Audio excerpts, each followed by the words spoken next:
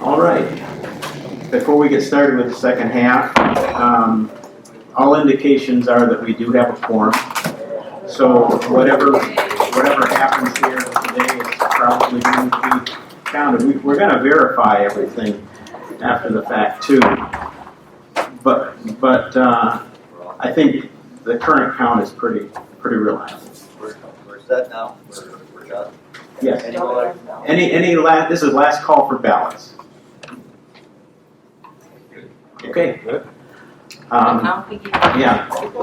Do they know?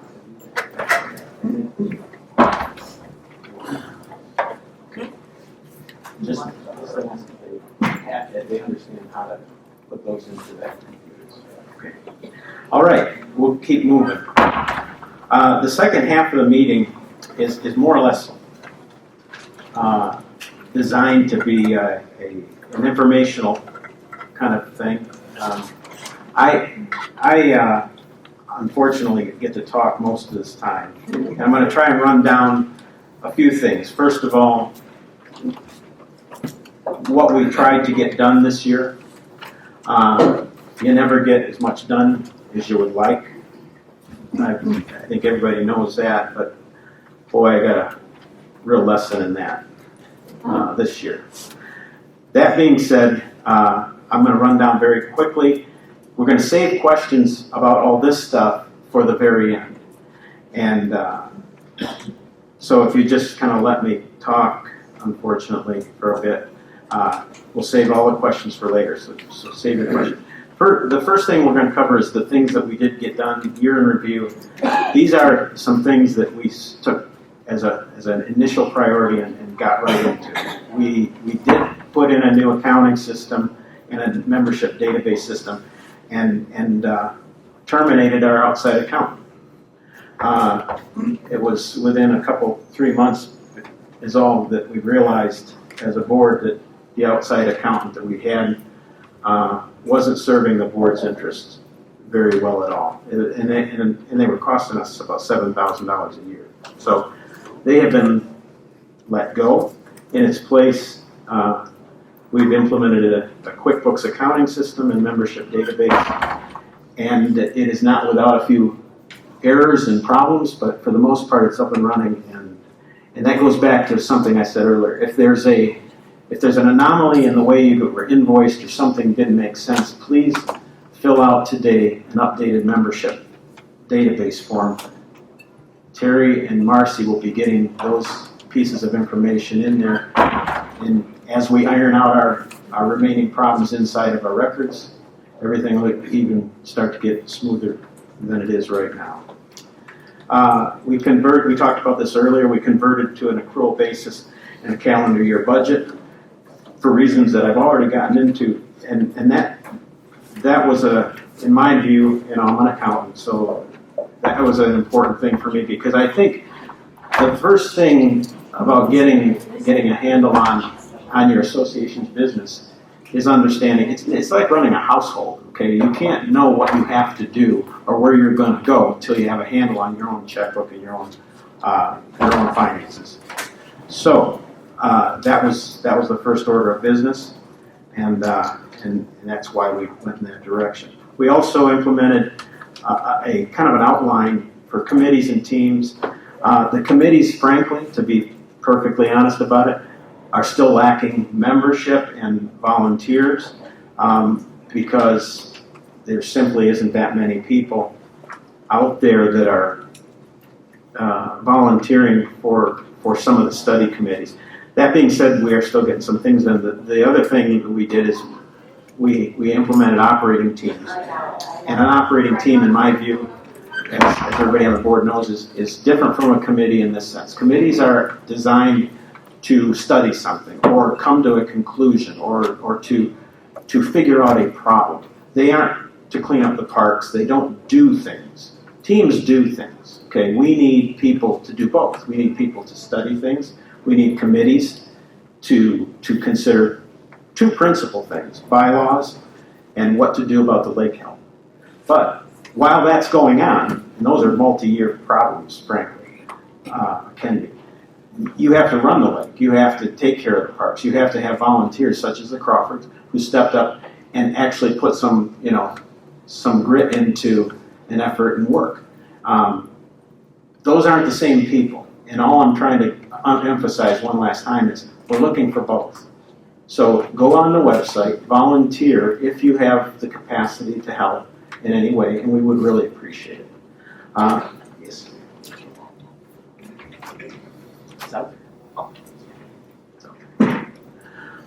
Third thing that we accomplished, fourth thing, we did get a completed Savin Lake study that was initiated by the prior board. We got the report, the initial draft of the report in December. We spent the winter as a board reviewing it, developing questions that we wanted Savin to do. It was an extended period of time, but we felt it was important to get a better study done from our current vendor, also get a series of questions answered collectively from the board, which Savin did. It culminated then with a meeting by Savin this summer, and most people got the invitation, but they presented. And that's a long-winded way of saying this. The current vendor provides a baseline for us. We are not committed to Savin or any other vendor over the long haul. In fact, as far as I'm concerned, Savin is there to have provided a baseline in two regards. Number one, we know what it costs us to do the lake treatments vis-a-vis Savin now. We also know what they see as the long-term solutions. Right now, that provides the basis for us to go forward and engage other professionals and other vendors, and that's what's going to be happening soon. The next thing we did is we updated the website. Terry Bowen has been pretty much a one-man show on the website and the forms surveys that are online. So the website, in my view, has been updated and improved a great deal. We also, as we've already mentioned, now post minutes and quarterly financials in detail on the website. So if you've got web access to the website, you can drill down and, as I've already said, find out literally right to the check number and date what's being spent. I'll come back to you in a minute. This year the board worked year-round. I was surprised to find out that in prior years the board kind of shut down after October and didn't reconvene until April, and it occurred to me and my people here on the board that didn't seem to make much sense considering how much work there was to do. So we work year-round now. We do a lot by Zoom, which is kind of a byproduct of the COVID years, I think. But the long story short is that Zoom is pretty effective. 8 of us or 9 of us or 7 of us at any given time can get online and have a meeting at a drop of a hat, and we've done that. So there's that. The last thing in terms of history that I feel I have to address because it's been posed is a lot of people have wanted to know, what about the turnover of the board? There's been a lot of people coming and going. And I'll just simply say this, recap it as best I can. At the end of the election last year, there were 9 people that resulted as the board. Within 24 hours, 3 of those people resigned, and they were 3 people that were on the former board. So out of the box, we were down to 6, and everybody, aside from Mr. Bowen, was brand new. And Terry, frankly, was only on board with 6 months, maybe before that. So you've got all new people doing this now. That's the good news, and it's kind of the bad news because there's a learning curve, and we've been at it. We had 3 people leave the lake who were on the board, sold their homes. They resigned as a result of that. We had a couple resignations for personal reasons. Three, frankly, were for personal reasons. And so if you add up 3 or 4 and another 3 inside of that period of time, and the 3 originals, we've had a total of 10 people leave in the last 12 months. This group of people here are the backfill, and frankly, I couldn't be happier to have any single one of these people working with me because they are they're helpful, they're smart, and we've come a long way, but we're all relatively new. So I'm hoping that you bear with us. The second part, I'd like to let you know about what's in progress, what we're doing right now that's underway. There is a once every 3-year dam inspection that has to be done per the state of Michigan. And we've engaged Spicer Group out of Saginaw. They're a civil engineering firm to do that dam inspection and meet the requirements of the state of Michigan. The field work is to be completed, I believe, in the next 2 or 3 weeks. The report is due by December, and we've signed a contract for them to do that work. Pardon? We'll post that on the website. And yes, and we will post the dam report on the website when it's done. Second thing we're working on right now, our insurance packages run from September to September. Kathy Schmaltz did a wonderful job last year getting Gaylor Agency in line to find underwriters to insure the dam. The dam insurance is a big problem these days because the failures that are downstate and even over in Forest Lake now have created a lot of fear on the part of underwriters and carriers. They don't want to insure dams. It's that simple. And so the folks that are left in the business are getting a lot higher premiums. We can't do anything about that. There's nothing you can do about that, and you can't not insure. We can have that discussion if you want, but there's a few ideas out there floating around that we just go bare. That's silly. Sorry. So we're having the insurance packages competitively bid. I should have some bids back in the next couple weeks, I'm hoping, in time for a renewal September 10th. Currently in process, the individual membership records that I've talked about earlier are being continuously updated, and the system's online, frankly. Terry Sinkler and Marcy Hayes, and later on every board member here will be able to log on to our system, and each and every one of you can ask anybody, in theory, a question and get an answer. We didn't have anything like that at all. We had a spreadsheet held by an accountant in town who was only open there 1 day a week. It's ridiculous. Okay? So we've come a long way in that regard. We are implementing some very, very low-cost office space with Markey Township. When we got here, we opened up the barn, pole barn, and one of the big problems we've got is there are file cabinets with records in them. Well, there are mice and rats in there, okay? I'm just going to tell you the truth. The record keeping and storage was woeful, okay? It was ridiculous. And we cannot run an association or a business without at least a 10 by 20 room somewhere with file cabinets and a desk and some place for any of us to go do the work. So we have an arrangement now set up with Markey Township. It's going to cost for $100 a month is all. It does a couple things. It gets us that space I just described. It also provides, it's inclusive of all internet connections and any utilities that we would normally consume if we were to rent space somewhere else. In other words, it's almost free.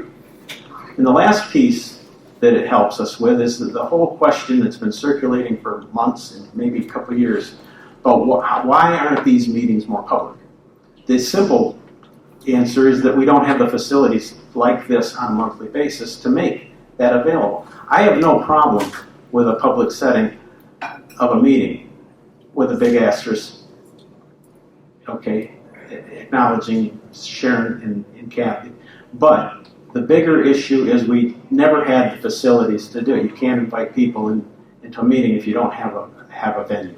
So Markey Township, for $100 a month, is giving us an office, utilities, internet access, and an arrangement where we can hold monthly public meetings such as this if anybody wants to be there. It's a huge advancement, I believe, in the way this board has been.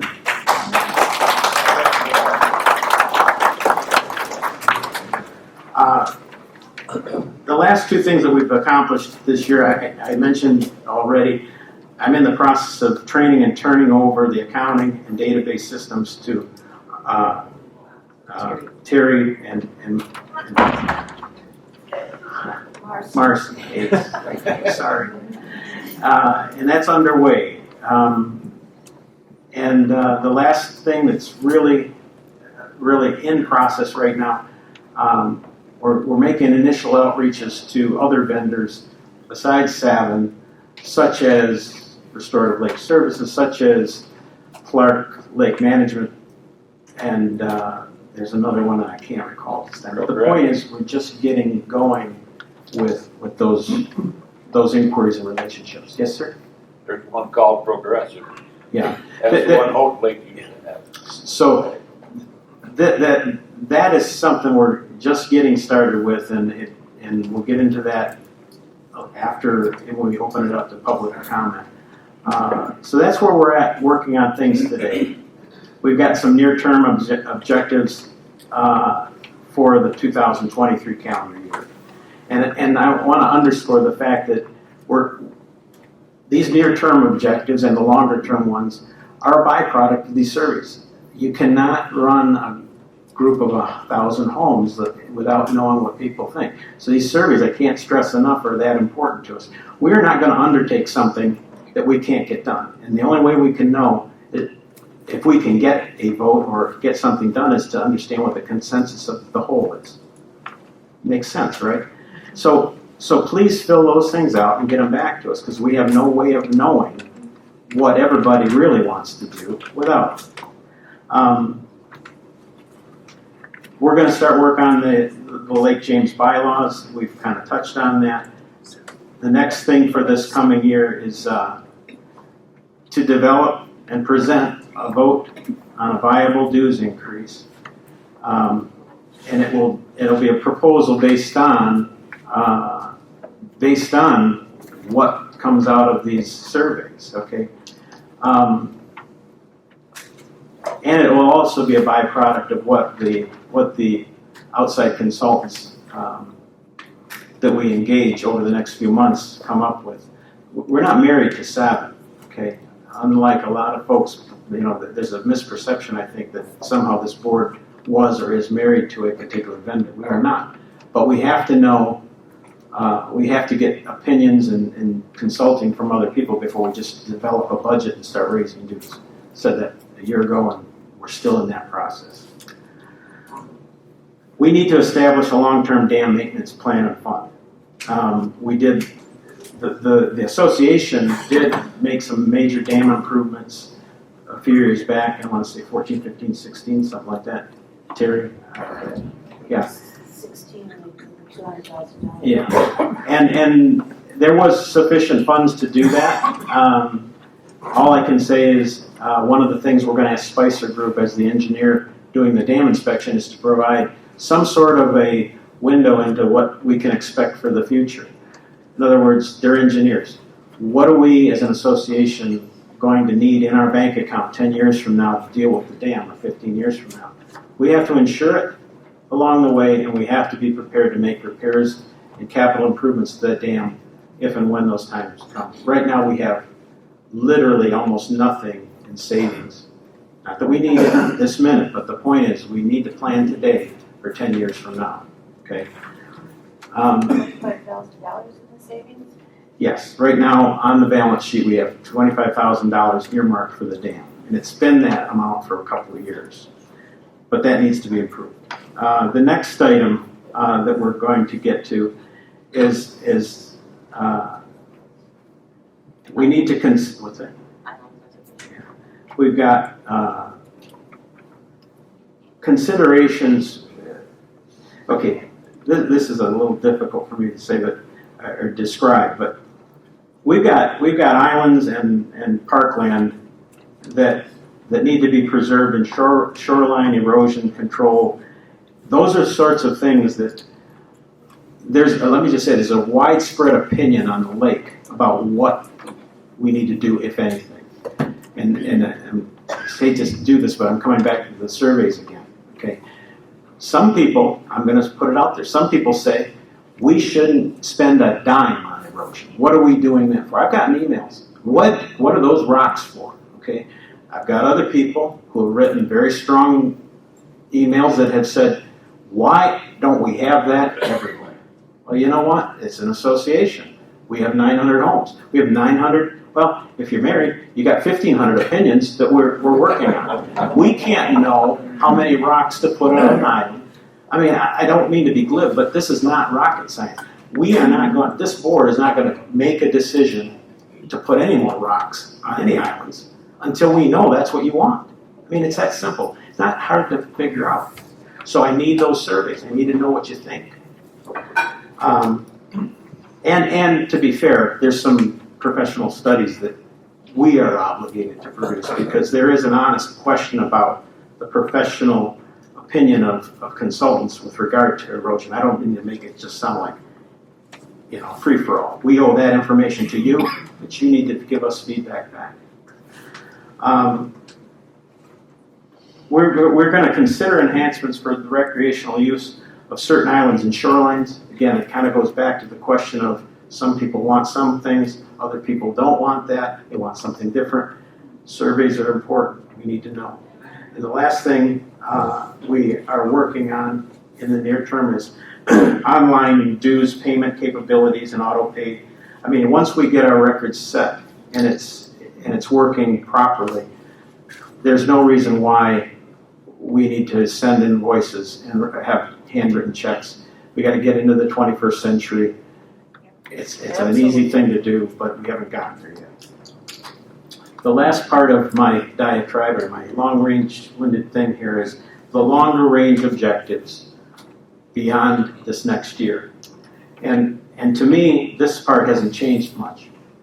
I said this a year ago as part of my candidacy, and I think everybody's here in agreement with this. We've got three things to me, to us, to this board, and hopefully to you that matter in terms of long range. We need to execute a long-range lake management and water improvement plan that has many years attached to it. And we're just at the beginnings of that. The second thing we need to do is we need to improve the governance, the bylaws, the financial strength, and operating revenue of the association. We can't do the first thing without the second thing. It's just not possible. The last thing is kind of the whole point of it. If you do those two things, you will be able to enhance and preserve the property values that we so value here. There's a value in a home, but there's a lot more value in a home that's attached to a healthy, vibrant lake and a community if we can do that, everybody's property values are enhanced and everybody is better off. So you have to do those three things. And to me, everything that we do up here, the details are all a funnel to getting to those three things. That's what we have to do.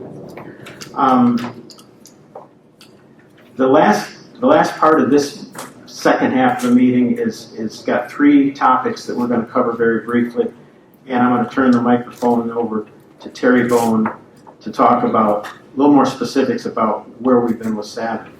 So I'd like to have Terry take the microphone. Dave covered a number of these items, but I'll kind of provide a little more detail. So Savin's contract is up at the end of this season. So that's our most immediate need, is to select a vendor that will provide lake applications. Yeah. Is this not on? I'll get it closer, sorry. Thanks, Mary Jo. So Savin's contract's up. We need to go through an RFQ, RFP process to select a vendor for next year and probably multi-year to get a decent price and a contract.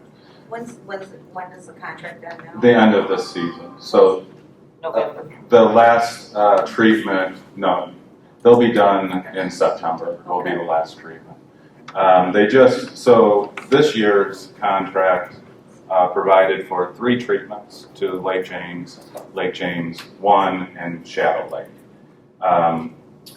The third treatment, regular treatment, occurred just this last week. You saw the flyers and saw them on the lake. They'll come back one more treatment in September to treat the water lilies and the water shield so the lily pads that you see on the lake. The reason for doing that late in the year is the treatments are better, they're more effective if the weather is changing and becoming cooler, as well as if you have less boat traffic on the lake, because it's actually directly applied to the plant and to the leaves. But if you have bad weather, waves, either caused by wind or boat, it washes it off and it becomes less effective. The more that will stay on the leaves and dry will allow the treatment to get down into the roots and be effective not only for this year, which is who cares, they'll start to go away, but it'll be less of them come back next year as well. Because their contract's up, we're going to go through, get a group of people to work on sending out RFPs, RFQs. And a lot of the people that were mentioned, we did that for the lake study as well. We ended up selecting Savin for the reasons of we wanted a baseline, and they already do a lot of the testing on a regular basis. Collecting data was a big part of the lake study. It's all available on the website, and they do that as part of their treatments. So they were able to underbid anyone because they said, we've already got half of that covered. So that was good, but we'll add that into the RFP, RFQ for our next vendor. The other thing is I went to Michigan Lakes and Streams Conference and talked to a lot of other board members who are in lake associations and how they do this type of effort, how they manage their lake and treat their lake. And actually talked to a board member on Michigan Lakes and Streams, showed them our lake study, wanted an outside opinion. And the very first comment he made was, why do you have the chicken or the fox guarding the hen house?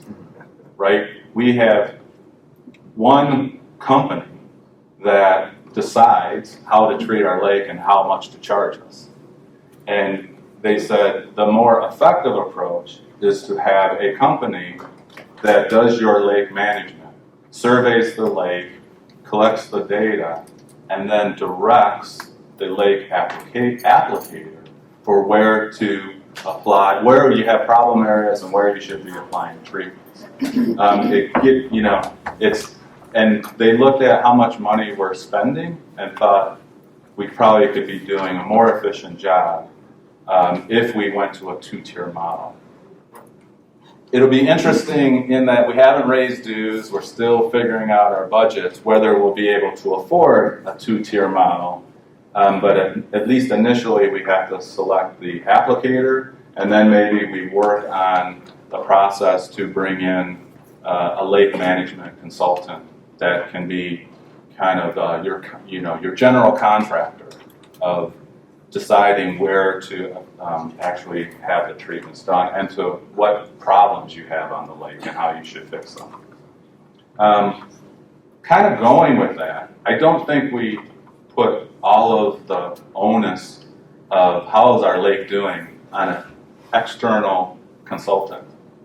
What I'd like to do, and what I did personally this year, but what I'd like to do is get other volunteers to help me, is to get a volunteer from every canal, every section of the lake, to provide a network of feedback into where problem areas are and what they're seeing. And I can help educate people on what to look for, what the plants look like, what is a problem, what is not a problem. But have a network that we can get regular feedback, and that's input to the lake management consultant, and it's input into the applicator.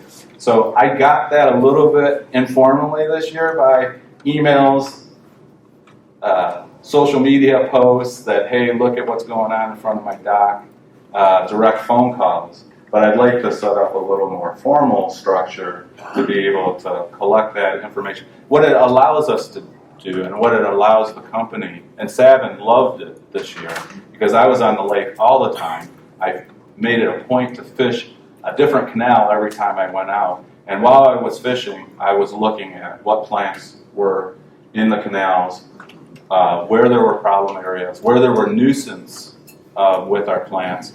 Nuisance being it's affecting fishing, it's affecting swimming, it's affecting boating, it's affecting navigation, those types of things. And then I would give that feedback a few weeks in advance to Savin and said, this is not only where you need to concentrate, but this is what you need to concentrate on when you come out and do treatments.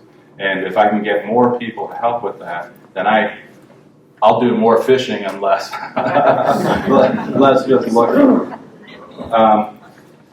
Late last year, Savin also did what's called an Ava Study for us, and that's available on the website as well. And I can't remember all of what Ava stands for, but it's aquatic vegetation. I can't remember the I. Invasive species. It's a survey. So what they did is they zigzagged the entire lake with their boats, with sonar, looking at the bottom hardness, and also looking at where we had plants. And you'll notice I call the things in our lake plants. I don't call them weeds, because the plants in our lake are very important to the health of the lake. You can't just wipe them out. They're providing oxygen, they're providing habitat, they're important. So they did an Ava study, but they did it late in the year when some of the types of, I almost said weeds, some of the plants were starting to die off, and they felt that the survey wasn't a perfect survey based on the conditions. So they were actually back out 2 weeks ago doing that for us again, and we're going to get that. And that's important because doing that work shows where you have invasive species spreading potentially into other areas and where you need to direct treatments. But it also shows where you have really, healthy native plants that we probably should be protecting and not necessarily, damaging with just mass spraying. The other thing Dave mentioned is developing a longer-term strategy than just what the next treatment is going to be. And so we're going to, now that we've got both the lake management survey as a baseline, and we'll get whoever does our next one next year, but we need to decide longer-term approaches. So if you looked at Savin's report, they talked about aeration systems. They talked about dredging, potentials for dredging the lake and our connected bodies of water. And those are large expenses and large programs and processes that if we want to do it and can afford to do it, it's going to take at least 3 years to do any of those types of things, because you have to go through and do studies, get Eagle permits, develop the financing, because they're $1 million projects to affect any of those bigger things. And it's not going to be accomplished necessarily by dues increases to get the $1 million projects. You're going to have to develop financing processes where, it could go into what's the special assessment districts, those types of things where over multiple years, 10 years, 15 years, you can provide smaller costs to all of us in order to do those types of things. So we're going to have put together a group to consider those actions, listen to what you all want to do with the surveys, and then try and put a plan in if we do want to move forward with those, to be able to make those happen. And then the last thing I'd like to do, and I've been doing bits of this as well in the newsletter, is we all have a responsibility to make an effort and implement some things that you can do on your lake to make it better and within your canal. And there are some easy things, there's some harder things, but there are definitely things that you can do, as well as if you're going to make changes to your shoreline, or add a walkway down to maybe your dock. There's some better things you can do, and if you know about them, that will have a more positive impact on the lake. Whereas if you don't know about them, you are potentially adding a negative impact to the lake right in front of your shore, which will have which will have a negative impact maybe with your neighbors as well.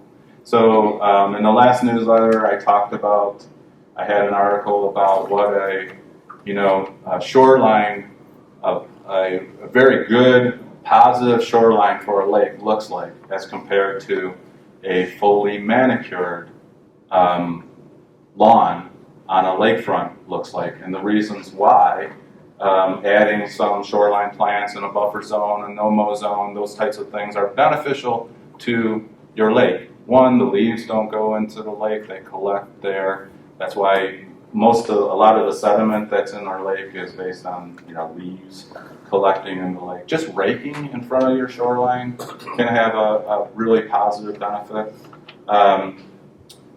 Flushing nutrients into the lake is not good. Phosphorus is bad for the lake. Doing fertilizing is bad for the lake. So just there's a lot of information that maybe not, and I did not know.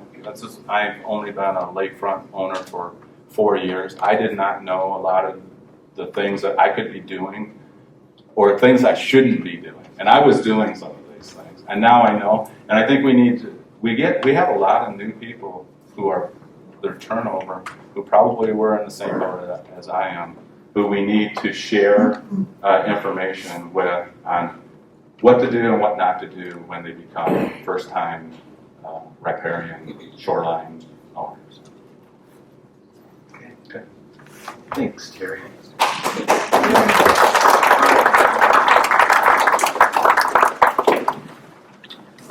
The next item on the agenda is Sharon Francis and Roger Benvenuti have been handling the new lock and key questions, and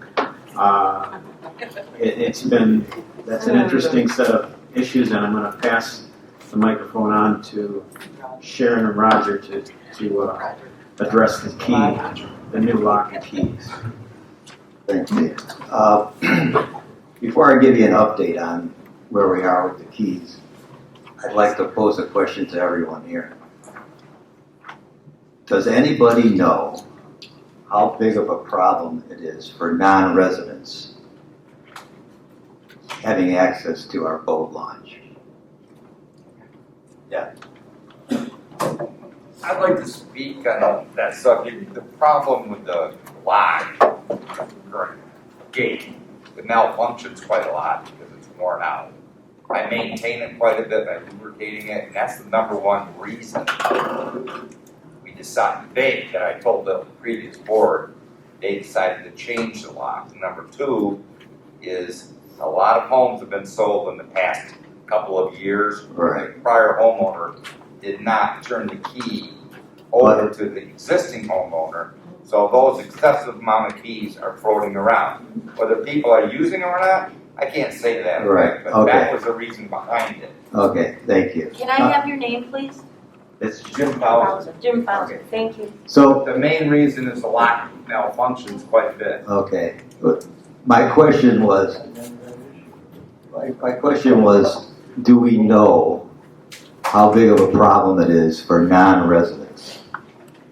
And I don't think anybody has an answer to that right now. But let's just hold off on that for a minute. Let me give you an update on where we are with the keys. I want to go back to that question. So, if you were around last year, you know that the previous board started to hand out new keys. When the new board took over, as we went through our list of priorities, we decided early on that we would suspend handing out any new keys until the spring of this year. So in the spring, when the keys came up on our agenda, we had to make a decision on when we were going to change the lot, when we were going to hand out new keys, and how we were going to hand out new keys. What we also discovered was that right now, we really don't know who has keys, who doesn't have keys. As you mentioned just now, there are a lot of new owners. We don't know if the previous owner handed over the keys to the new owner, where that key disappeared to if they didn't do that. So we really don't have a good database of the current keys. So in our efforts to try and hand out these new keys, we took in all these factors and tried to decide when would be the best time to put out new keys, when would be the best time to change the lock. So we came up and we made an announcement that we were going to change the locks in November. After the boating season, everybody got their boats out of the water, the dock was pulled out. We would then change the lock, and during that time of this year, we would distribute the new keys. When we came close to announcing when we were going to start this process, we realized, because we wanted a good record of who was getting these keys, we wanted to use it up against the database that we were putting together for the dues. So one of the factors that we wanted to do was make sure that the people that got keys were eligible for the keys. If you didn't have your dues paid, you weren't going to get a key until your dues were paid up. So when we were about to launch this and start handing out the keys, we realized that our database wasn't really ready to do that. So we didn't make that announcement, even though we had told you we were going to be doing that. So we apologize for giving you information and then kind of not just leaving you stranded out there. So where are we today? Well, We have a key policy. there was a key policy in the past, and we reviewed it, and we made some changes to it, and we will publish it soon. On the website. We'll send out an email with that as well. But right now, because the previous board had handed out some keys, and we basically want to start with a clean slate. So what we would like to do is, before we start handing out keys, is we want to verify and confirm the new keys that are out there. So the new keys have 3 sets of numbers on them. They have a phone number that is associated with the association. There's a number on one side that is the key style or type. And on the other side is a unique number that each key has. There's a sequential number. So we'll be sending out a communication asking for the people that were given new keys this year or last year, that if they could photograph it or write down that number so that we can confirm and start a good database of the new keys that are out there. And then once we do that, we will start to hand out the additional keys. We will also announce when we're going to change the lock, and we'll have plenty of time for you so that nobody's stranded, in the park or out of the park. And if I could just add, if you want to email those photographs to Roger and I, we will then note that key number on your file in our database. That key will follow the property. It won't follow the person, so that we don't come up with this situation again. The key, yes, sir. How are you going to do that? I mean, when people sell a house, I know you go for the lien, but if somebody just buys you a house, moves in, and the other people take the keys, following the key, Well, generally, and if I could interrupt, generally a title company will call us and ask us what the HOA dues are. Right. At that point, we can inform them that there's not only dues due, but there's a key that has to be passed on from the old owner, just like a house key would go with closing. So we're trying to get a stronger handle on that. The key policy, we have 2 parts to the key policy. Really, the eligibility requirements, very briefly, are that you must provide ownership of Lake James property. You must be in good standing with the LJPOA at time of distribution. You must have your current dues paid, no liens on your property, and you must be in compliance with the bylaws and restrictions. You must follow the Michigan DNR voting rules and regulations and the fishing rules and regulations. And then also, failure to return a key when requested could result in some legal action. These are keys that are owned by the association. So we need to treat them that way. If you lose a key, there will be a fee, and the fee will be hefty. So please, when you do get your new keys, make sure that they're well taken care of and respected. Questions? Wow, lots of them. We're gonna take questions, at the break, and we're almost there. So let's save the rest of the key questions for open mic, if you would, please. And that's, I just wanted to run over the key policy a little bit. The last thing on here, before we open the meeting to questions, and this is why I wanted to jump to this, is, and we've really covered it already, we have set up the project committees and the operating team structure. We're looking for volunteers. I'm going to close this public portion, or the board portion of the meeting with the same thing I started it with, and that is that we're looking for volunteers all the time. Some of it is for longer range input. Some of it is for, study. Some of it is for, operating and helping with the dam. By the way, there was a thank you that I left out. I want to thank Tom Schmaltz, who has continued to manage the dam all year long. Well, since Kathy joined the board, she and her husband did an enormous amount of work, and Tom has continued to handle the dam. I missed that, and I apologize, but thank you for Tom.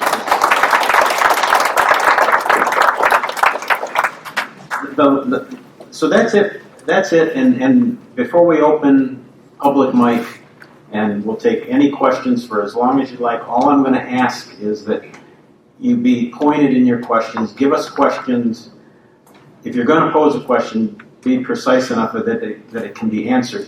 Open-ended questions are rhetorical, and they don't allow us to really address the problem that you're trying to convey to us. So please ask direct questions. Be happy about it.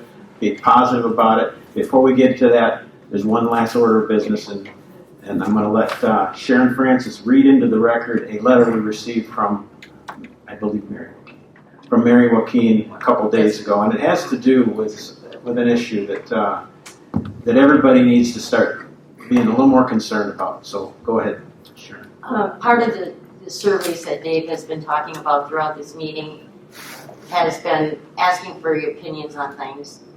Some of the surveys that we've received so far, and many of them are really saying the same thing. Speed on the lake is getting out of control.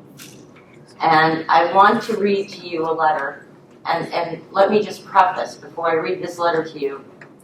If anybody is in this audience that is part of this situation, I'm not reading this to offend anybody. I want to make this group aware of what is happening on our lake and what is getting to be a problem. So I received several dues payments in the last couple of weeks since the invoices went out. Some of them had notes in there of changes, some of them had compliments, but this letter really struck home. So let me just take a drink of water here. And let me read this to you. To the Lake James Board. On Saturday, August 13th, my neighbor went out in his rowboat, it's a small motor on it, with his small 7-pound dog. He does this occasionally, just a short ride and back. As he was out in the main lake, a pontoon sped by very close to my neighbor. The wake from the boat flipped my neighbor's boat, throwing him and his dog in the lake.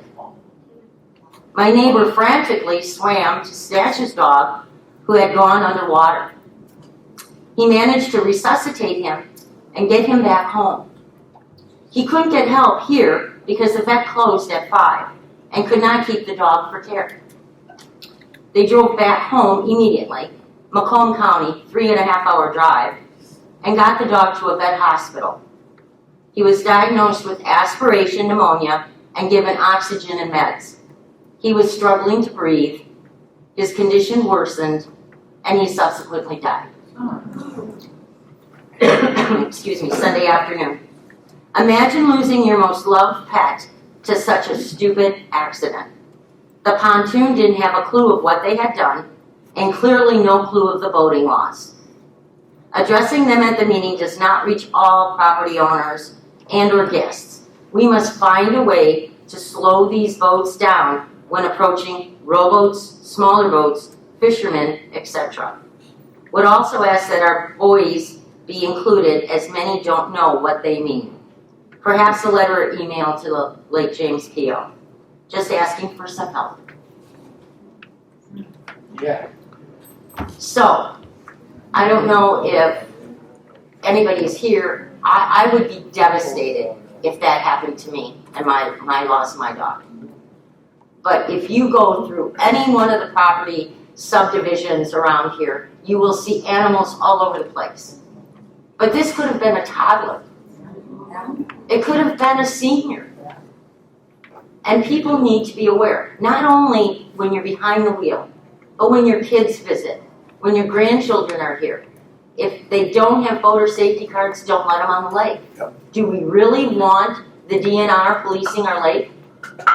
Because that's what will happen. This is tragic, and I just want you folks to be aware, spread the word, and if you see something, say something. Thank you. You just slow it down. So with that, I'm going to St. Mary Joaquin. I'm going to open the meeting to all sorts of any questions anybody has. I think there's a microphone at that podium. Yeah, just let them know that we might have some practice. Yeah, and there's a little bit of radio frequency problems, so it might not be the most crystal clear microphone, but Please state your name. No. The light went out, so it might need a charge. Oh. why don't you give the microphone I heard and you. put it on? I heard you. Well, it was on for a second. Better you hear it. Better you just move the podium over. Yeah, it's on. It's on. It's all right. It's on. Okay. All right. I'll turn the volume on too. All right. So we're opening the rest of the meeting up for public comment and questions. So have at it. Oh, you got plenty forward. Hi, Bob Stewart, 591 Springwood, and used to being pushy, so I'll just jump up here and be first. Relative to keys. Okay. Switch mics. Okay, Bob Stewart, 591 Springwood, used to being pushy, so I'll jump right into the mic. Turn it on. Okay, everybody that really wants to hear me already did. About keys. I've been recently dealing with keys at my house and putting in cool electronic gadgets. I'm sure there's been some discussion about an electronic-based key system. You may notice hotels don't have physical keys anymore, so you don't have that key to drop in the mailbox or keep in a drawer in your house for years. A system based on cards with some kind of a computer hookup would keep lots of track of who was going in and out, and you could easily shut off somebody's key. We've had that discussion, and that would be a great solution because there's a lot of advantages to that. Not only could you, if someone lost their key, we could deactivate it, reactivate a new one for them, or if you don't pay your dues, we deactivate the key. Yeah. And you don't get it activated until you pay your dues. The problem is, and Terry could probably speak to this better than anyone, it's very expensive. And going back to my first question about how big of a problem do we have with keys, if it is a big problem, maybe it is worth the expense to do something like this. Now, the price for the mechanical keys that we have is also expensive, depending on how often we replace them. Just so you know, the new keys we have in the lock was about $8,300. if we keep replacing them every couple of years, that's gonna add up to a lot of money. Maybe the electronic key card at that point is, you know, you have to do a cost analysis of, do we bite the bullet and spend 25 or 30,000 for a key card system, or do we spend 10,000 every 5 years replacing mechanical keys? That's something we're going to have to look at. But the idea that you mentioned about some electronic key cards, it has been discussed, and we'll continue to look at it and see what kind of solutions we can come up with. Yes, ma'am. I'm gonna turn around, I feel like I'm facing. Sure. Can you hear me? Yeah. Okay. My name is Cindy Kokensparger. I live at 1695 Springwood Drive. And just to give you a frame of reference to what that is, for those of you who bicycle around the lake or walk around the lake, the bike path comes to my driveway. Does that help? Yes. Okay.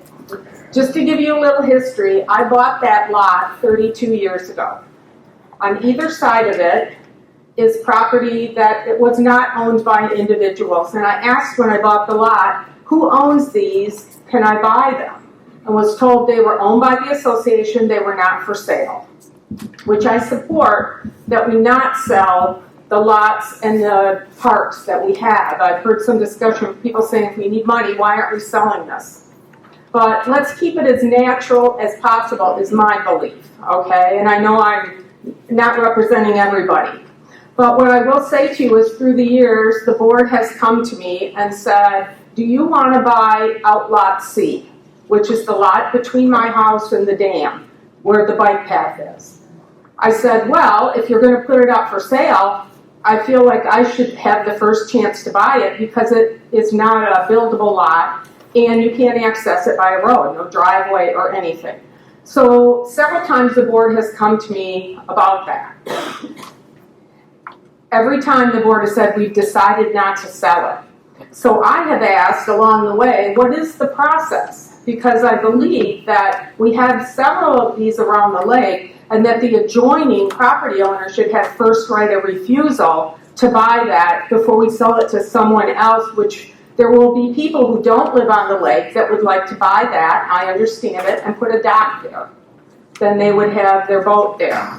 So I guess I'm asking the board, what is the process for that? Are we going to look at selling some of this or not? And I would support that in any of these cases that the property owners on the adjoining properties have first right of refusal, because I'm hearing there are people who are off the lake that are approaching the board wanting to buy property. So that's my first thing. My second thing is a little bit about the erosion.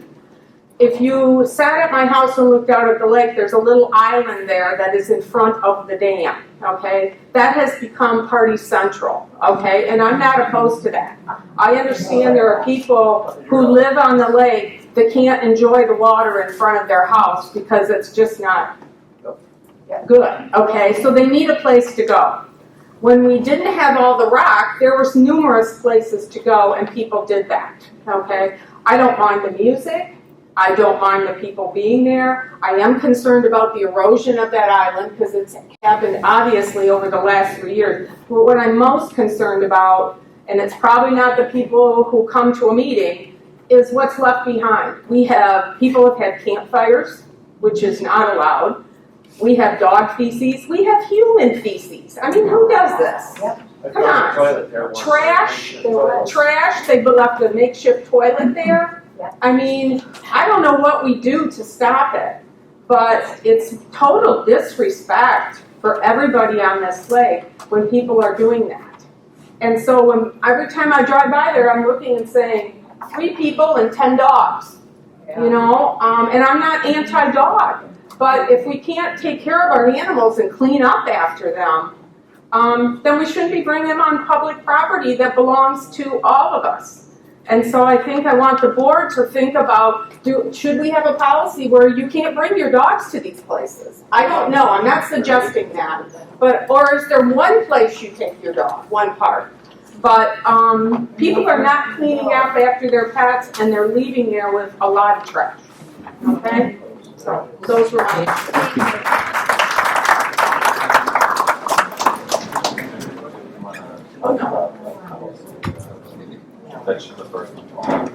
Hi, I'm Jerry Phil, 103 Ridgewood Drive, Silver Bay. I want to go back to the keys. Myself and many of my neighbors and others that I know have already made purchases of the keys. We paid good money for them.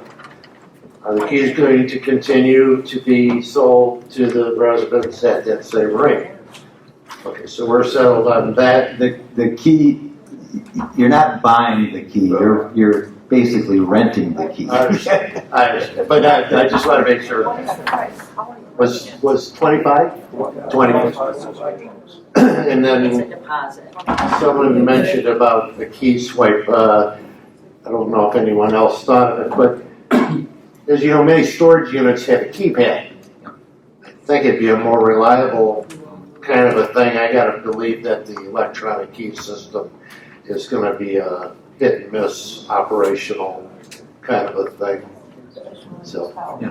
but that was all my one. Thank you, Jerry. Thank you, Jerry. 25 bucks. 25,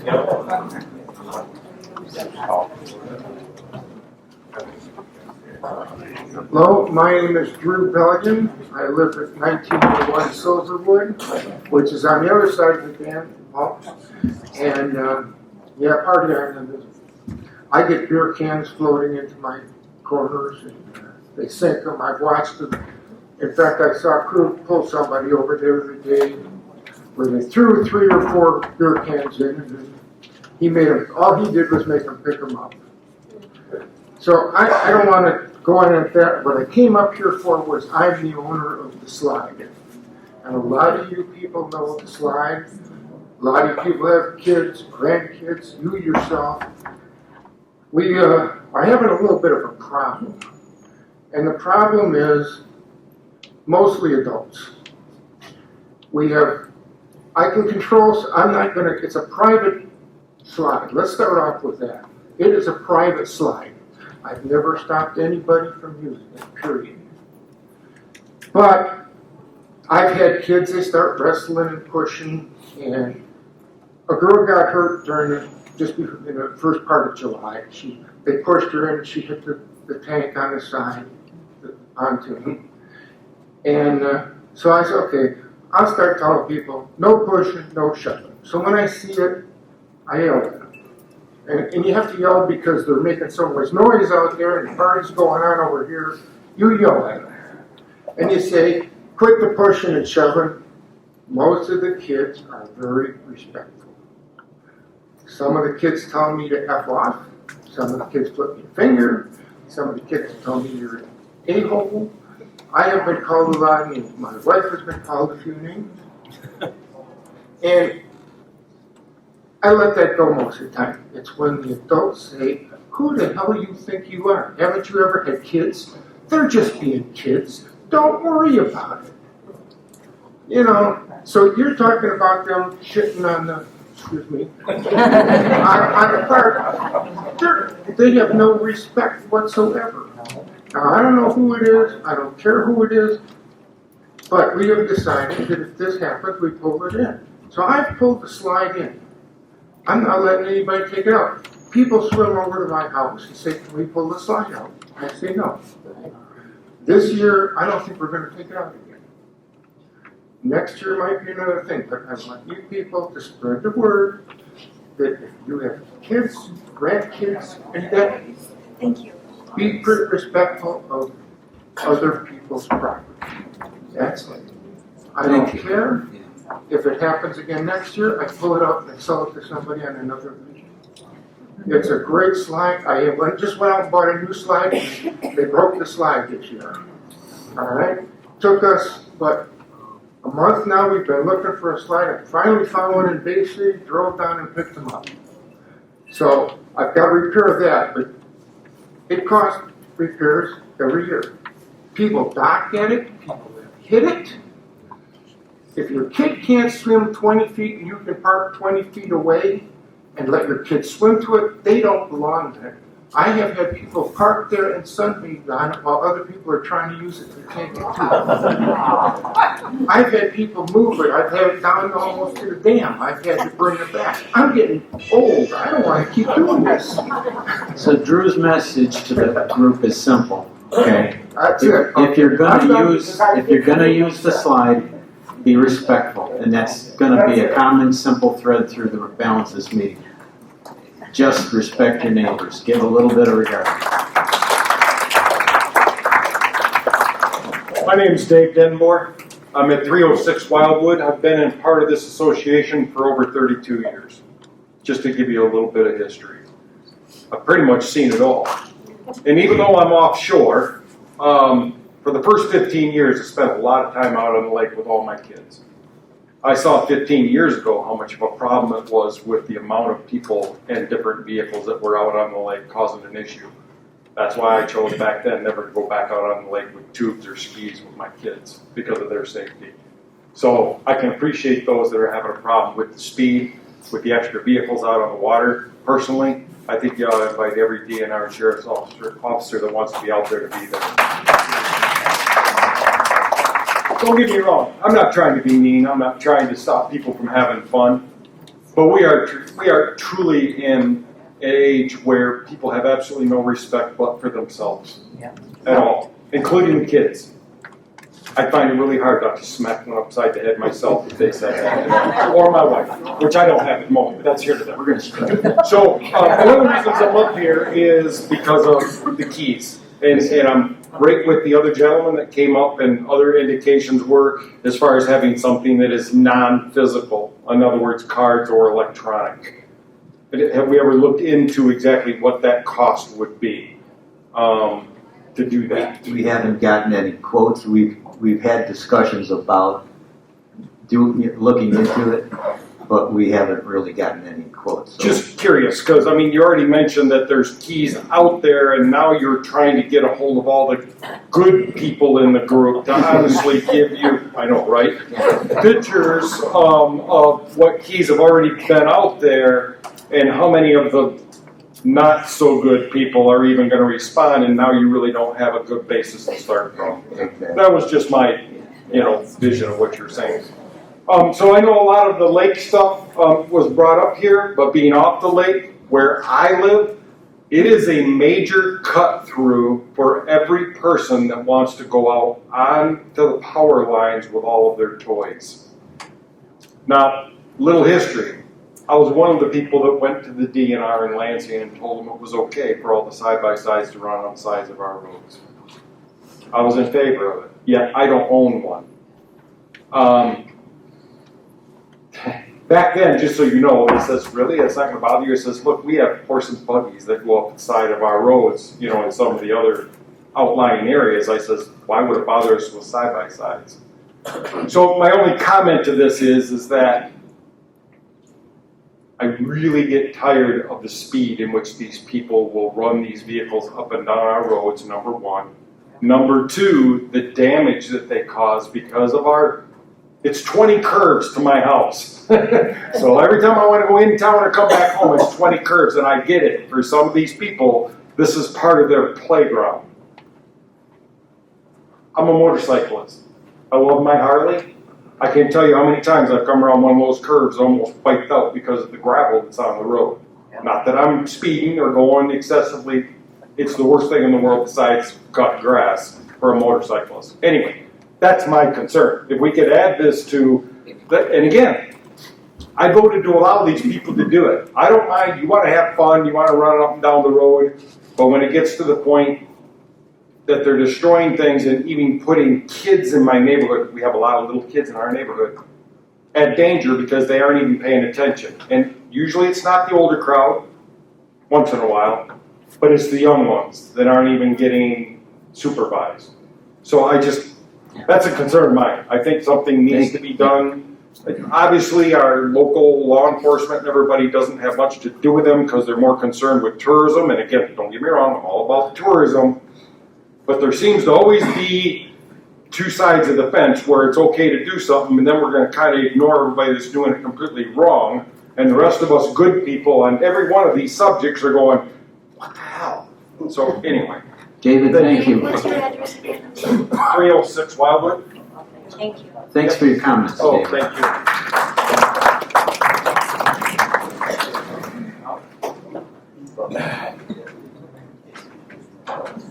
My My name's Terry Jinks. I live at 855 Lake James Drive. One of the things I would like to say, number one, fantastic. 100%, 200% from last year. One thing I'd like you guys to kind of think about is maybe making one of the chairs for an off-lotter person to be represented on the board, because you don't realize I deal with a lot of the people. Dave is a neighbor. I got a lot of them that don't care about the lake. Now, I'm not that way. I understand it's part of our value. We bought in here. We knew, although the dues was only $50 when I come in. But we want, number one, that when you guys do something, you exhaust every other thing to use the money wisely. And I'm just telling you, for you guys to get things through, because there's a lot of off-lotters. To get it by them, you need to show that. I'm just trying to open your eyes to when you bring something up, because rumor was, rumors, sell the parks. Now she's talking about getting rid of some of the property. Now, if that's considered a park on our bylaws, you ain't getting rid of it. Even though, here's the reason. Somebody across the street, their kids want to go fishing, that's their frontage. Even if it's just a little piece of property, the dude next door can't come out and say, you kids can't fish here. Yes, I can, because it's part of Lake James. You get what I'm saying?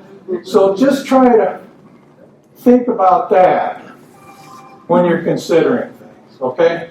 But Yeah, thank you. good job. Thank you, Terry.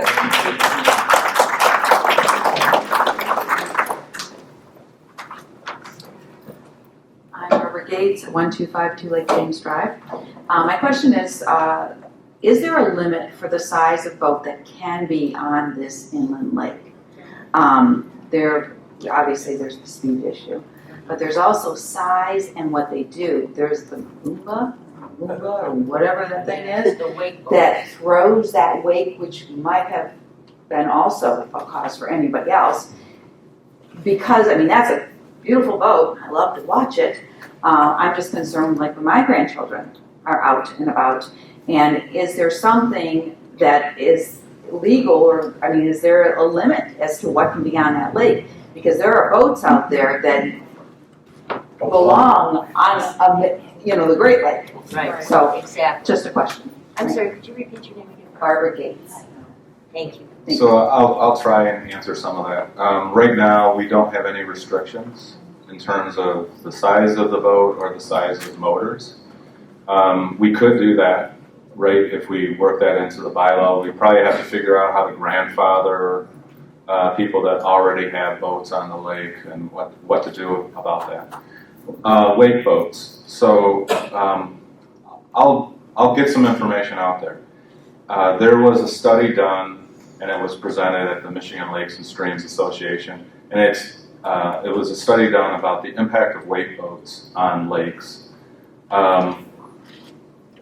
in terms of erosion and in terms of the bottom content. Because you don't even actually, the way those wake boats work, they don't propel themselves forward, they propel downwards.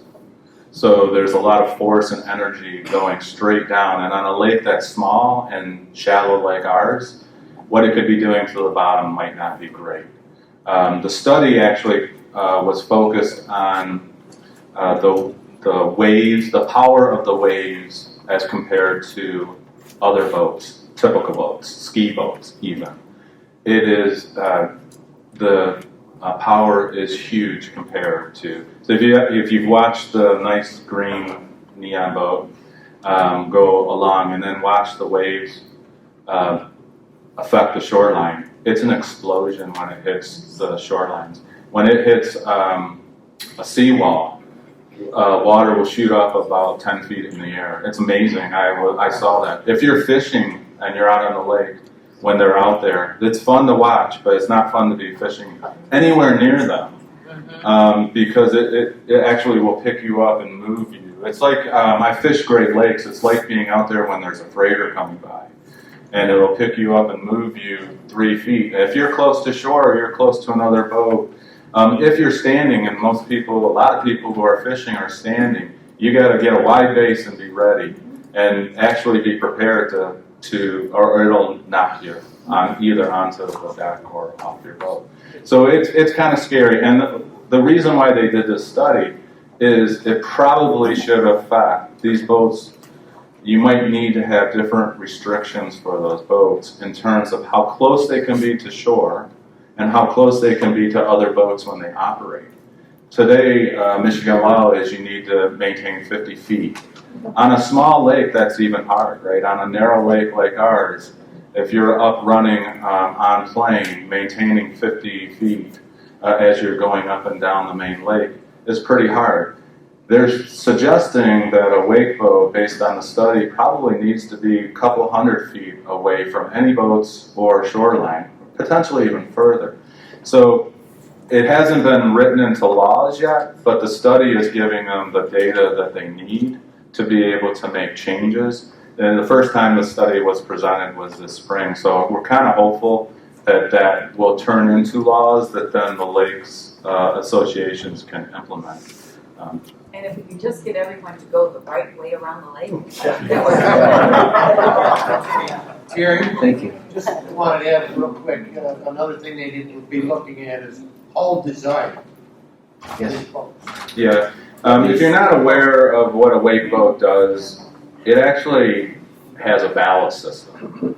They suck in water, lots of water, to weigh the boat down and get it low into the water, and then have huge engines to push force down, and that's what causes the wake come up. It's a completely different boat. It's not meant to go 30 miles an hour, 40 miles an hour. It's meant to go 10 miles an hour, very slow, and cause a huge wake so people can ski behind it and get on the wakeboards behind it. It's basically building a surf, right? But that surf causes a lot of power going outwards. Okay. Thank you. Hi, my name is Greg Husk. I live on Lake James 1, just across the other side of the tunnel. I have 3 or 4 different things I want to touch on. You talked about the Zoom meetings. Yes. When you have your Zoom meetings, it's possible you could set it up that people could just watch, not necessarily. I know you want to have your meeting without the comments, but just to be able to watch or have it recorded that you could look at it again, just see what you guys are discussing. Yeah, let me answer that first, and then you go to your other questions. Almost by default, because we've had to run by the seat of our pants for the first 12 months or so. We've tried ad hoc all this stuff. We've had our first Zoom meetings, some are partial Zoom, some are not entirely Zoom. We've recorded a couple but not streamed them live. We've heard we can stream them live. We've heard we can post them up to YouTube, which isn't live, but then you can watch it. And we've even figured out how to, put a link on our website. So there's a lot of ways to do what you're. Yeah, I don't know how what the mechanism would be, but just willing to do that, share that with the rest of us. I think where it's trending in the short run, and I'm going to just maybe hopefully not speak out of turn because we haven't landed on it firmly, but to me the best compromise is we may record these things internally and then post them up for review and replay by anybody who wants to see what transpired, say last Monday night. Yeah. It's a whole different level of complexity to involve even a couple dozen people into that. I get that. I just transparency. And the last point I'll say is that goes back to one of the things we're trying to accomplish with the Markey Township facility. If you create an opportunity for people to be in attendance physically or watch the whole thing after the fact, that's about as much as this group of our size should expect, in my humble opinion. Okay, thank you. So, yeah. And the next one is on the keys. I'm one of the unfortunate ones, or fortunate, I guess, that bought a new key when we first became available. Bought's the wrong word, I know. But as far as managing them, the mechanical part, I think, with as small as we are, is probably the most economical. because we don't have to spend all that money for a system that could be obsolete in 10 years, 5 years even. So why spend that money? So as long as we keep good record of the keys, I think we're fine. And a big part of that would be being tied to the property, like you said. But when that property's gone, they want the money back, bring the key back. And that they wear it. That way you're not generating extra keys. You don't have to worry about who's handing it off. That key doesn't belong to you, it belongs to the property. So when you leave that property, give it back to the association can deal with it from there. Just a suggestion on that one. Thank you.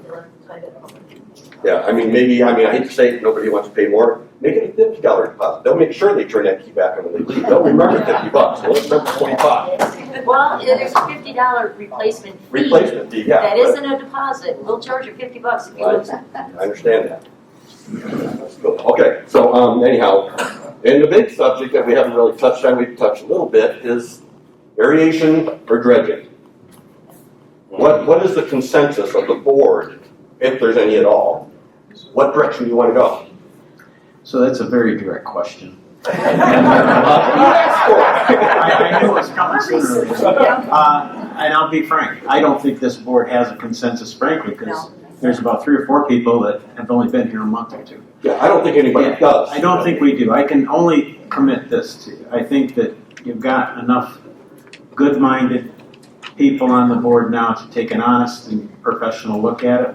It's not a decision you make overnight. Right. And where we're at in the studies of things, we're just now starting to consider involving outside third parties outside of Savin in a meaningful way. Not that it's not ever been done, but in my view of things, it's never been brought into one room behind closed doors amongst 9 people and said, what is really the board's position on going forward with either of those? Well, at some point that needs to happen. Absolutely, it needs to happen. I just want where we're at, because I have my own opinions. I don't have a final decision because there's so many things to weigh in. Yes. It's not just what's best for the lake, it's what can we afford to do.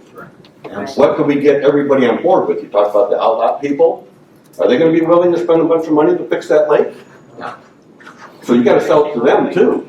That's true. So if we get too far aboard, this is the only option we have is the dredge. No, it's not. One thing about it, I dredged a canal myself, okay, in the town of Lake Orion. Okay, now you couldn't get away with what I did before I come up here. All right, cost each lot owner $100, that was it. I haven't heard in all the discussion is what are you going to do with all the junk? But trust me. No, Did you go to the Savin meeting? Sorry to interrupt you. No. Savin explained all that stuff. Well, I'm just telling you. We don't need to get down into details right now. Actually doing it. Okay. Dude, you got a mess, and you got to have lots to put it on. Let me close that issue down by saying this. He's right, both are right. Part of the Savin study, if you didn't see it, and I won't get into the details, but the spoils, if you will, is a big part of the cost and planning and permitting for that project. It's a very large portion of it, and it is not something that is easily accomplished. Right. If you don't have, they did address it. They did address it. It didn't have to be addressed. Now, as far as opinion, just throw one out there. Bang for the buck, to me, is the aeration. Might not be the best solution, but it's going to be the cheapest, and we have a couple of advantages with that. Is me as a personal owner, because I've dealt with Eagle, I've talked to Eagle, I've talked personally to the lady there and all this stuff, as I'm sure other people have. So basically, you have to have a year's worth of studies to even apply for a permit, and even for a fountain. Not even an aeration bubble, just to put a fountain out legally by Eagle. You have to do all this stuff. So my take on it is that we can leverage the studies that Savin's already done and use that as an individual owner. And I asked them that in this meeting, can we talk to you? And they said yes, which I haven't done yet because I wanted to see what we're doing as a group. But as individual owners, and I've seen people on next door said this too, we would be willing to supplement that in front of our house if that's possible. So anybody who wants to spend the money, spend it, great. But we need help to do it. I can't do it as an individual owner. We need the backup of the board And these studies, so the people are willing to do it and spend their own personal money, hey, great. Then you don't have to ask the outsiders, or the outsiders, not outsiders, I mean, the outsiders. You don't have to ask the outsiders for money. We feel that way. Okay, so that's just my input on it and possibly food for thought, so. Thank you, Greg. Thank you. Thank Good comments. Thank you.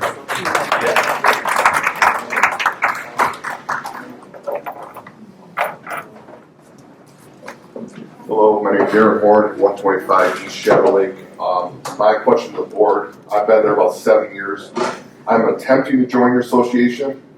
Neighbors on each side of your association. I fell in a void somehow. I'd like that addressed. That question for you. Well, Greg's my neighbor, so. What happened with that, and I'm in the same boat as you, almost everybody on Lake James 1, except for a small portion, is not legally in the Lake James Association. I'm one of them. So, Mike, I guess I'm just, I want to give you my money. I'd like to join. I enjoyed the lake too, so can we do bylaws that we're going to go through Okay. and get addressed? Okay. That is We have. a long, and we are well into the, up to our ankles in that, and it's a very legitimate question. It's one that's on the floor of my mind and this entire board. I will tell you that the board, I believe, has a view of this issue. And I'm going to say it in terms that are not absolute, because I think that's the whole problem. There are conflicting situations and problems within the bylaws that have created this anomaly. There are two categories of people that you're alluding to that aren't legally, and I'm going to use that term loosely, legally involved in the association. One is the folks that have been on Shadow Lake, and the other group is a large swath of people that occupy meets and bounds lots that are not part of a subdivision that was platted at the time. However, the Articles of Incorporation for this association alluded 50 years ago to the fact that this association can do and take actions for the benefit of the lake that involve Shadow Lake, that involve other homes that reside and have frontage on the lake, if it meets the objectives of the lake. So here's all I'm going to say today, because the balance of it is a function of modifying the bylaws, in my opinion. It's one of the core problems in the bylaws. As a practical matter, our ecosystems are all interconnected and interdependent. It is absurd, in my opinion, to us to try and bifurcate or separate those people from us and this and that. It is in the association's interest to involve people who have frontage on Shadow Lake and for people on meets and bounds, and it is a formality to get from here to there that we are working on. But I don't think there's anybody on this board that is of the mind that there should be some sort of legal separation, if that helps. Okay, and then, I assume the spraying that I receive is the spraying that you're receiving. So I'm receiving your benefits of the spraying and all applications without paying anything into it. And I think the people They'll take your money, don't worry. We'll solve that problem real quick. Thank you, Aaron. Thanks so much. I'm going to mention one thing about Shadow Lake and spraying. So this year, you weren't sprayed the first treatment because Savin didn't have the authority. We couldn't prove to Eagle that Shadow Lake was part of our association, and we had the authority to allow Savin to spray those lakes, to spray the lake, the bottom lands over there. So what we did was we went and had members of Shadow Lake on both sides go talk to their neighbors and sign forms that said you were granting permission to allow Lake James, the treatment that's going on in Lake James, to continue like it has been since Shadow Lake was brought in when there was a large Eurasian milfoil issue, and it needed to be controlled there so it didn't spread to the other connected bodies of water. So it had been part of our spraying for a long time. Eagle wasn't buying it this year, and we needed to have explicit permission. So we went and got signed forms from 19 owners, and we'll continue to kind of maintain that until we can change the bylaws that said they're part of our association if they're paying dues, and we can provide the control over there. Which, sorry, kind of one of the things about this one I missed on it, the big one too, is rentals. Just wait to hear that word.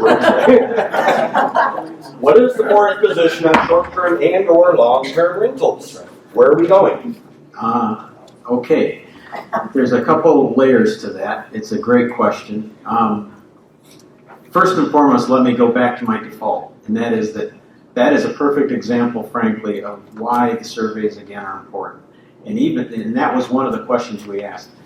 The board here cannot take a position contrary to the consensus of the whole, right? So until we know how you all really feel about rentals, we got an idea of what you think. I mean, a little bit maybe, but we don't want to presume anything.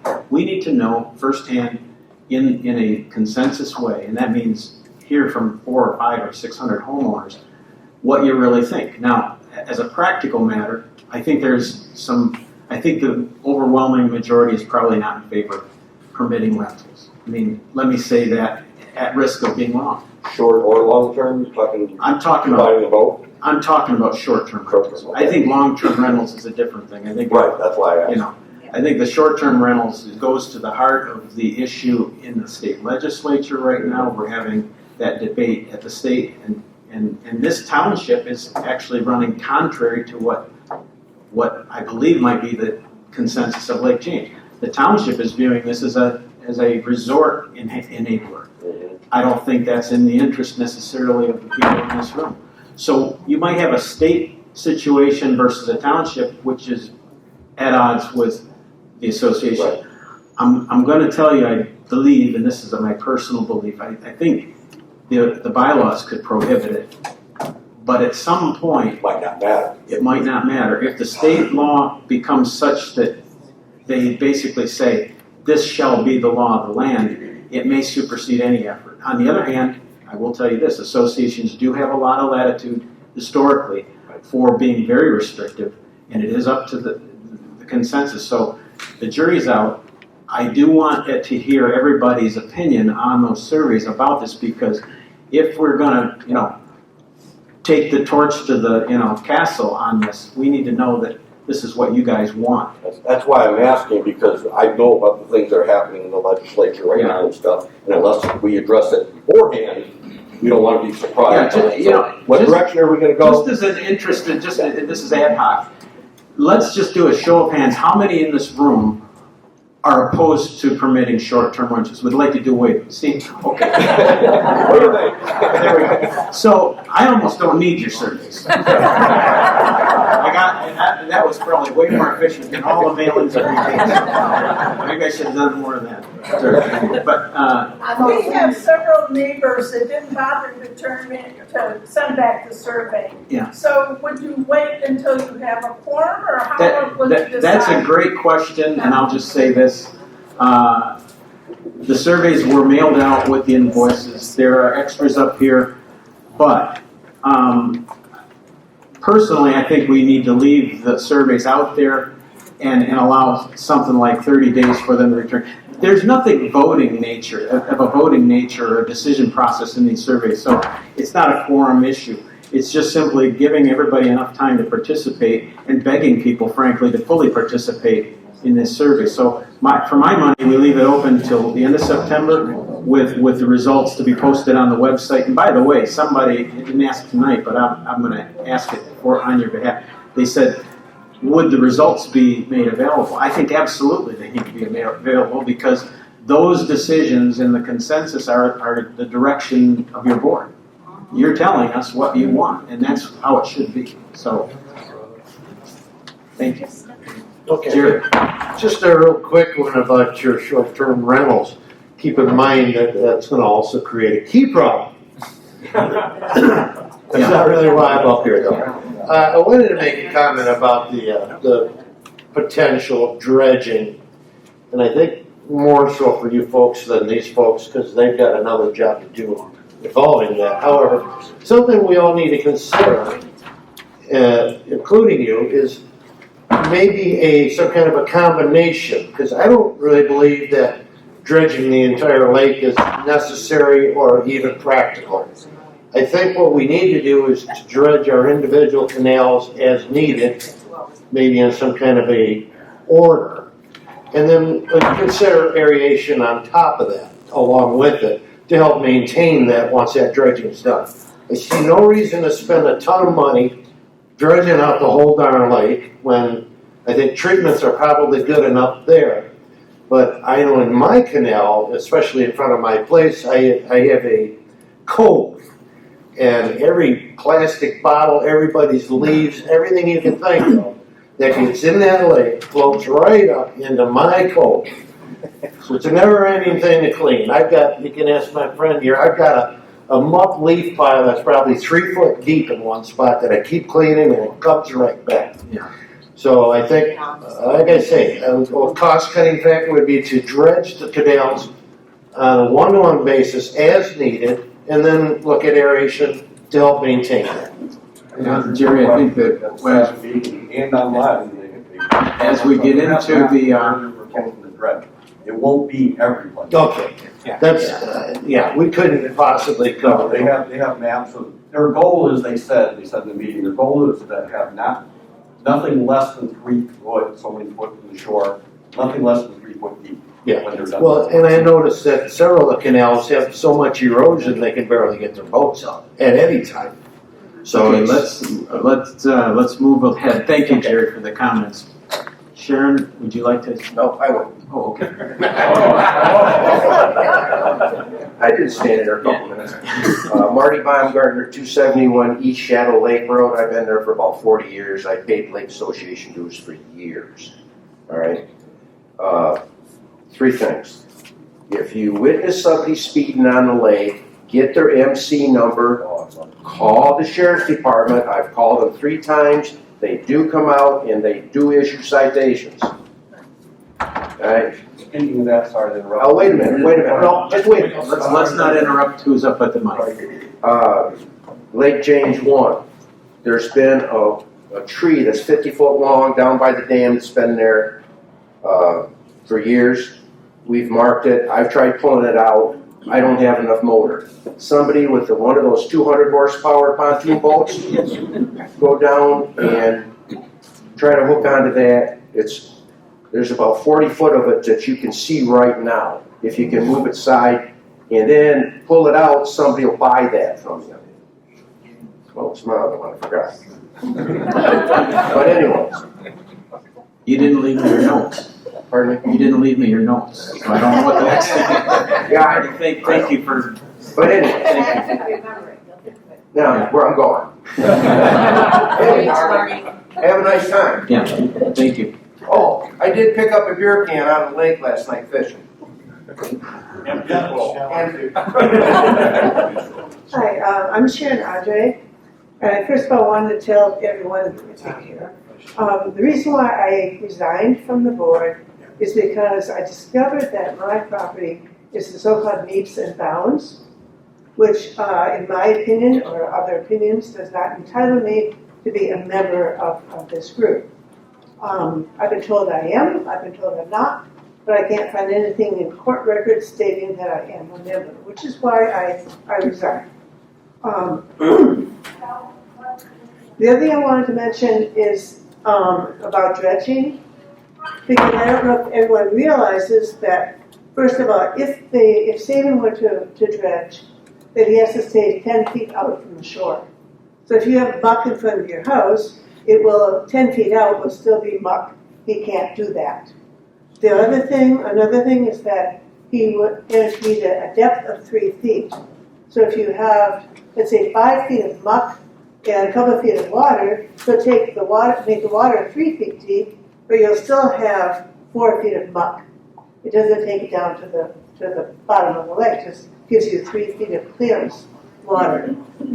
The next thing is, like the other gentleman said, where to put it, because we don't own any property close by to put the spoils. So it would have to be trucked somewhere, the property that we either buy or lease or something. he talked about the dredging costing about $2 million. That is based on having, not having to truck the spoils very far away. The other thing is that he did not mention, or just barely touched on, is the fact that we've been putting, or companies have been putting copper sulfide in the lake for 20, 30, 40 years, I don't know, for many, many years. That is a heavy metal that does not go away. It is toxic.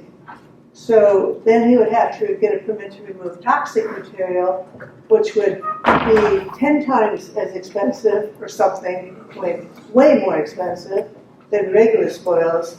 And then the question is where to put it, who wants it. I doubt if anybody would want that, that sludge or that muck. Then they also talk about a special assessment. It states in the bylaws that we have right now that we are not allowed to do special assessments. So I don't know how we would be paying for it. Back to my resignation, I just wanted to say that I found out or realized that my property is leaps and bounds around Christmas time, and every meeting I attended, we talked about bylaws being amended or changed, and it never happened, or not yet happened. So in June, I decided, because the election's coming up and all that, that if I step down now, that people, that my position is vacant, that people kind of like someone to fill it. That's it. Thank you. Thank you. All the boat points and docks have to come out of the water when they dredge by your, in front of your house.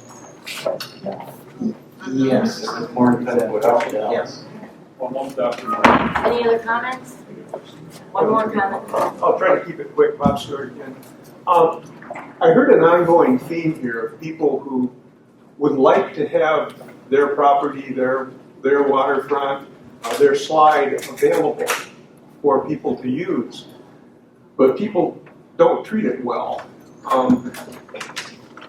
That's an ongoing problem in our society. You don't solve it well with laws. You solve it by people becoming more aware of what they're doing to other people. People going by your fishing boat too fast, going by your kayak too fast. I don't know what the solution is, but as a group, if we could try to think of a way to encourage some thoughtfulness, some consideration of other people, and if we could come up with some way of pushing back the idea of catching an MC number for people that are clearly causing a hazard. But I'm just challenging myself and everybody else to try to think of ways that we can get people to be aware that they're shooting themselves in the foot and they're making the slide that they like so much go away, and they're making the access to the water. I wouldn't mind letting people walk along my shoreline and fish. But if they leave trash, I'm going to close it up. So just thank you. Something to think about. Bob, thanks for the comment, and I'll just end this session by one of the themes that he led us into, and that is that a lot of this can't be solved with regulation or that sort of thing, or policing the lake and everything. There's times and places for it. This is not a policing body. This is a community, and what we need to do is respect each other, and that means in a room, on the lake, walking down the street. There's no substitute. I make a motion to adjourn. I think we're going to make a motion to adjourn unless there's any other comments. One quickie, Tom. Real quick. All right. Do anything. Mr. Denboer and his neighbor spoke about having somebody on the board who's a non-lakefront owner. I am. I am. That's good. Good. Just call it Just so you know. house. And I'm hoping that I'll get voted on. At any rate, I came from Hope Lake, and I did have waterfront property there. And the people that were across the street from the lake were called backwaters. I like that term a lot better. That's all I have to say. didn't address my question about property. Which question? The property, the lots that might be on either side of people's homes, and what is the Yes. position of the board on Okay. selling them? I wasn't sure what the exact question was, but if the question is, what's the board's position on selling property, vacant property? It's like many things. It's an evolving thing as it sits right now, and I'm going to, again, speak on behalf of the board, though there's nothing documented that we believe this as a group. I am not for selling anything, okay? And it isn't because we can afford it or we need the money. Here's the problem with selling a piece of property. Let's say it generates $20,000.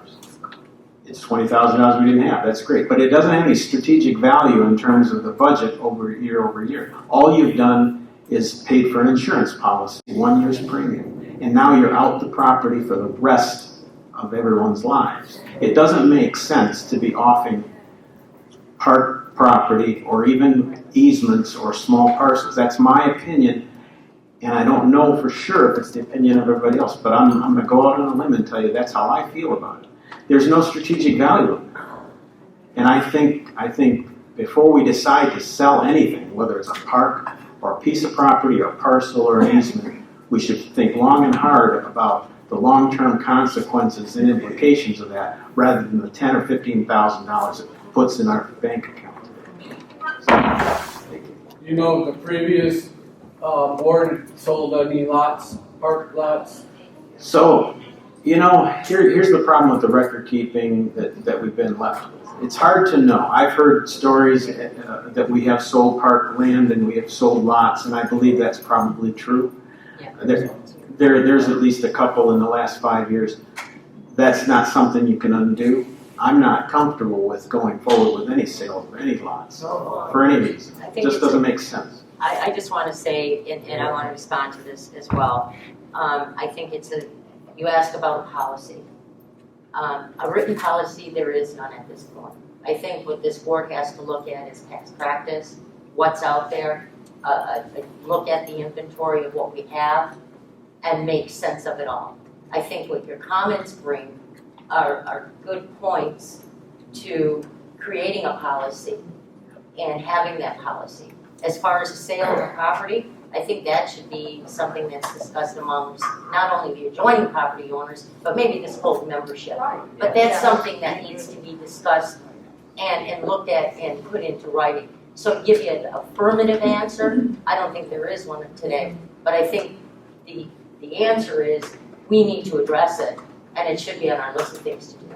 Well, I think one of the things is, if somebody who wasn't on the lake wanted to buy it so that they could have a dock and put their boat, I don't have an issue with that. But do we want to sell them to the outside? And people say, well, I'm going to buy that lot, and Well, now I have a have a concern place with on that the too. lake, and they bring their camper, and we already have some of that happening on our lake. You are absolutely right. I have a concern. In fact, I brought this up to one of the other board members recently.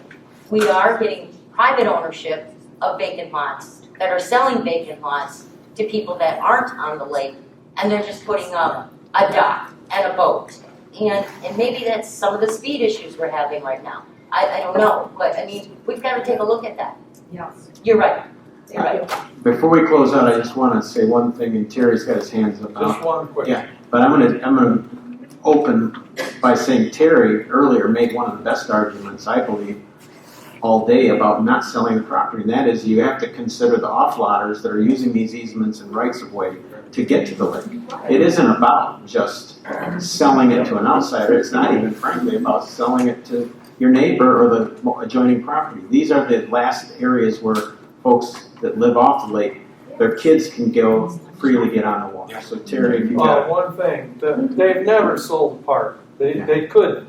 Okay, if they did, I threatened the board that I would go to the back lotters if they sold their parks.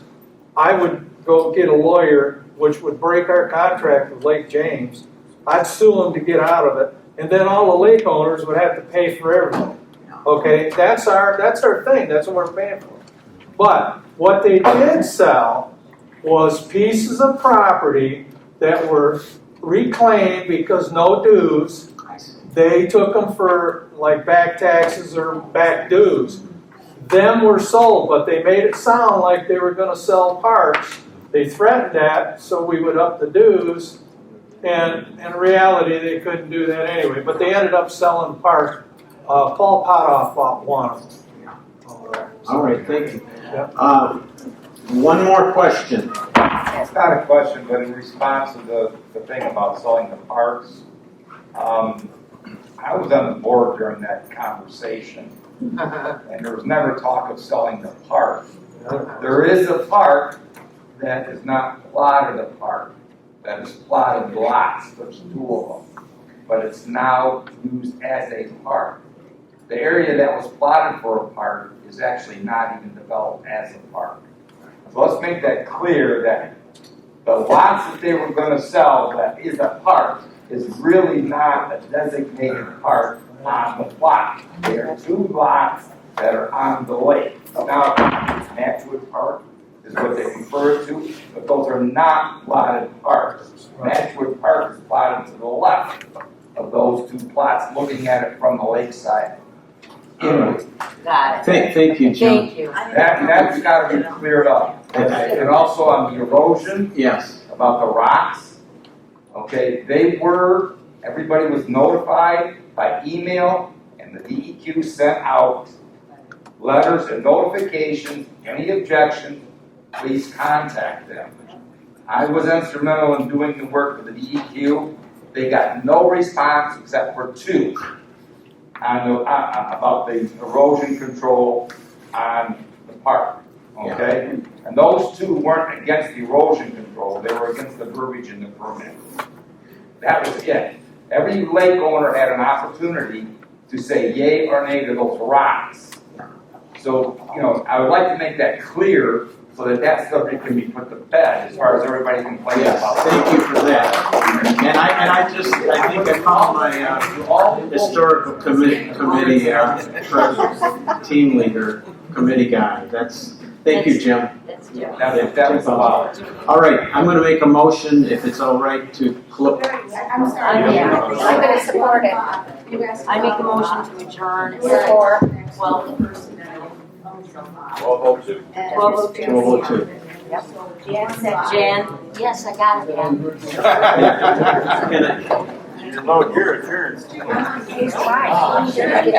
So thanks for everybody. Thanks to everybody. I really appreciate it.